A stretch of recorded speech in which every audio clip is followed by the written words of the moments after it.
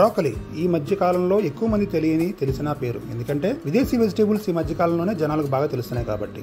బ్రోకలీని వండుకునే విధానం బట్టి ఆ టేస్ట్ మారుతూ ఉంటుంది. కొంతమేర తెలిసినా బాగా రుచికరంగా ఉండడం మాత్రం చాలా మందికి రాదు. అందుకే ఈ కొత్త టైప్ రెసిపీని ఇలా ట్రై చేయమని చెప్తున్నాం. ఇలా ఈ దినుసులన్నీ వేసుకోండి.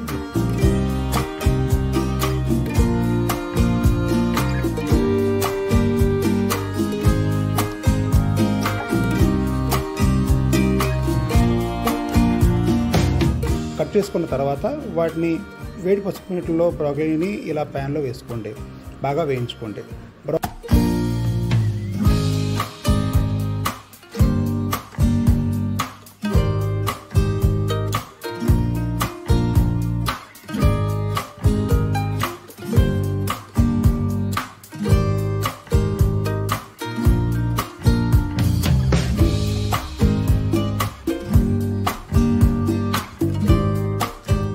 బ్రోకలీ పచ్చిదనం పోయేంత వరకు వేయించుకొని ఒకసారి బ్రోకలీ మగ్గిందంటే తగినంత ఉప్పు కారాలు వేసుకోండి.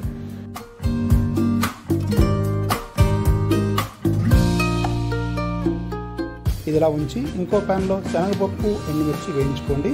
ఇందులో నూనె అస్సలు వేయద్దు. శనగపప్పు వేగిన తర్వాత జీలకర్ర వేసుకోండి.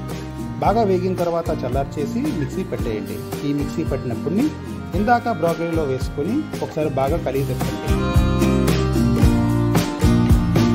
బాగా కలిపిన తర్వాత చివరిగా కొత్తిమీర వేసుకొని గార్నిష్ చేసుకోండి.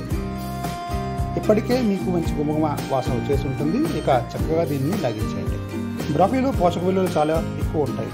కాలీఫ్లవర్లా ఇది వెయిట్ లాస్కి చాలా ఉపయోగకరం. అలాగే బ్రోకలీ క్యాన్సర్ని కూడా నివారించేదిగా చెప్తారు నిపుణులు.